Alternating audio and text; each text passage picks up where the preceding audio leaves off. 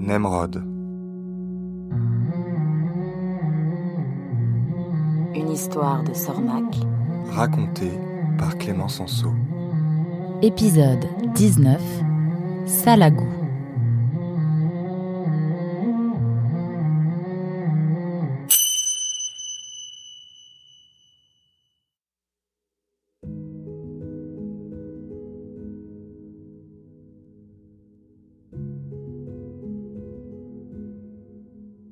Nemrod ferma les fenêtres de sa chambre et s'assit sur son lit. Pourquoi Kofi avait-il foutu le camp à la vue de Sylvestre ? Et que faisait Sylvestre ici ? Nemrod passa la soirée à cogiter dans son lit. Il repensait à tout ce qui lui était arrivé cette année.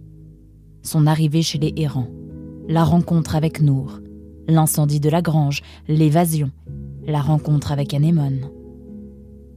Et dire que tout cela avait commencé par une honnête balade en barque.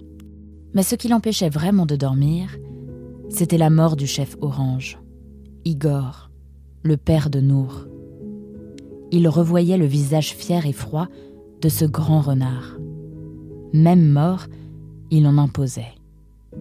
Il n'aurait jamais dû mourir ainsi. Et dire qu'il aurait pu être sauvé. Maudit Yannick, saleté de pelé, ordure de Sylvestre. Ce vaillant renard avait fini ses jours au fond d'un trou à cause d'une bande de petites vermines sans scrupules. C'était à cause d'eux.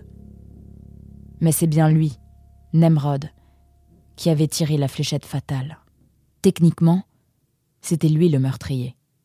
Enfin, meurtrier quand même pas. C'était arrivé au cours d'un combat et c'était pour sauver son camarade. Mirko. Mais qu'est-ce que ça changeait pour Nour ? « J'ai tué son père », dit Nemrod à haute voix, sans même s'en rendre compte. « J'ai tué son père ». Nemrod finit par s'endormir et ses sombres pensées le poursuivirent dans ses cauchemars. Il se réveilla aussi angoissé qu'il s'était endormi. Il avait faim. Il n'avait rien mangé depuis le frugal déjeuner de la veille. Il se leva, entr'ouvrit la porte. Rien. Aucun bruit.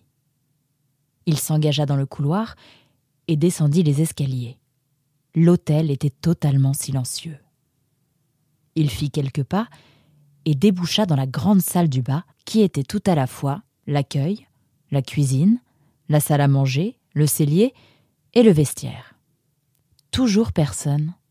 « Guylaine » appela Nemrod. « Guylaine !»« C'est son jour de congé mensuel. Qu'est-ce qu'il y a ?» fit une voix derrière lui. Nemrod se retourna et se retrouva face à face avec un renard tout poilu et tout broussailleux. « Vous êtes son supérieur ?»« Je suis le patron de l'auberge. »« Enchanté. Je suis Ulysse, un ami de votre cousin. » « Mon cousin. »« Oui, votre cousin, Kofi. »« Je n'ai pas de cousin. Mes deux parents sont enfants uniques. »« Peut-être un cousin issu de Germain ? Ou de Germaine ? » ?»« Pas possible. Nous sommes enfants uniques de génération en génération. »« C'est une tradition familiale ? » ?»« Qu'est-ce que j'en sais, moi ? Et qu'est-ce que ça peut vous faire ? Vous lui voulez quoi, Guylaine ? » ?»« Rien. C'est juste que j'aurais voulu savoir s'il était possible de prendre le petit déjeuner. » »« Vous voulez manger quoi ? » « Des croustillants de tournesol ? Vous avez des croustillants de tournesol ? » ?»« Non. »« De la brioche de coquelicot, alors ? » ?»« De la brioche. » grommela l'aubergiste en levant les yeux au ciel. « Bah oui, ça aurait pu. »« Ça aurait pu. Mais non, on ne fait que du salagou. »« Ah, du salagou alors. » Quand l'aubergiste revint après 20 minutes d'une attente interminable et totalement inexplicable, Nemrod remercia poliment avant de se jeter sur son bol. Le salagou était une espèce de purée constituée des restes de coquelicots et de tournesol ramassés, généralement au balai, en fin de marché.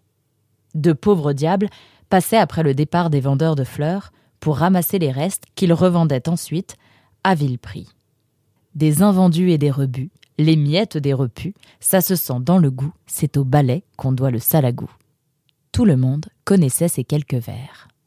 Le salagou, c'était la nourriture du pauvre. Effectivement, il y avait comme un arrière-goût.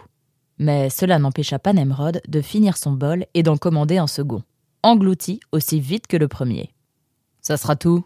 demanda l'aubergiste qui s'était planté face à Nemrod. « Oui, merci. C'était vraiment très... »« N'en faites pas trop. »« Ça fera 10 sous, » dit l'aubergiste en tendant une petite soucoupe à Nemrod. « Maintenant ? Il faut payer maintenant ? » ?»« Oui. »« Ah bon ? Je pensais que cela serait mis sur mon ardoise. Normalement, on paie tout ça à la fin avec les frais de nuitée. »« Est-ce que j'ai une tête à faire crédit ? » Non, certainement pas. Alors, laissez-moi un instant. Ma bourse est dans ma chambre. » L'aubergiste émit un grognement que Nemrod prit pour un oui. Décidément, pas commode l'animal. Nemrod remonta dans sa chambre et fouilla son sac à dos.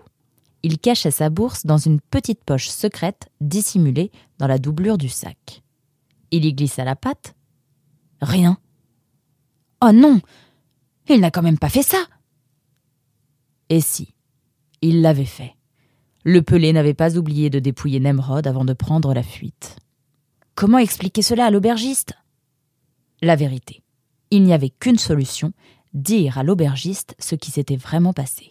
Son compagnon de voyage était parti avec son or. Après tout, c'était des choses qui arrivaient régulièrement. La vérité passa très mal, et Nemrod dut faire la plonge et nettoyer les toilettes de l'auberge pendant 3 jours. Le dernier soir, alors qu'il aidait Ghislaine à plier des draps, Nemrod demanda l'air de rien. « Le client important de la dernière fois, c'est un habitué ? Il avait l'air très à l'aise. »« Oui et non. Il passe de temps en temps. C'est une vieille connaissance de mon patron. Mais d'habitude, il vient seul ou avec une renarde.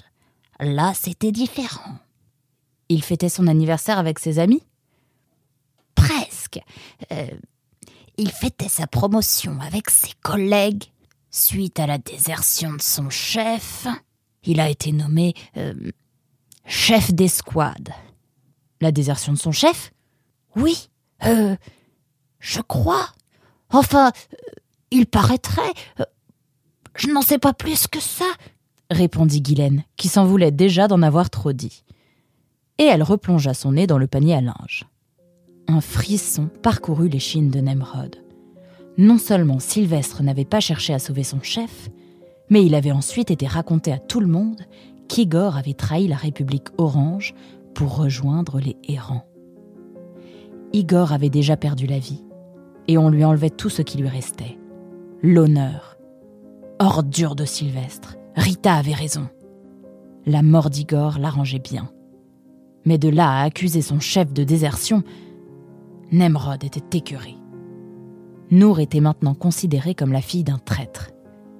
Après l'histoire de l'incendie de la grange, qui avait déjà jeté l'ombre du soupçon sur elle, tout cela paraîtrait logique à tout le monde. « Tel père, telle fille !» dira-t-on. « La pomme ne tombe jamais loin de l'arbre. »« Les chiens ne font pas des chats. » Nemrod entendait déjà les commentaires des honnêtes gens. Nour serait sans doute mise en prison, ou bannie, et Nemrod ne pouvait rien faire pour elle. Le lendemain, à la première heure, Nemrod prit congé de Ghislaine. C'est sans regret qu'il laissait derrière lui l'auberge de la Poule d'eau. Il avait déjà perdu suffisamment de temps. Mortagne n'était plus qu'à 1 semaine de marche, et il n'avait plus qu'une idée en tête : retrouver sa famille.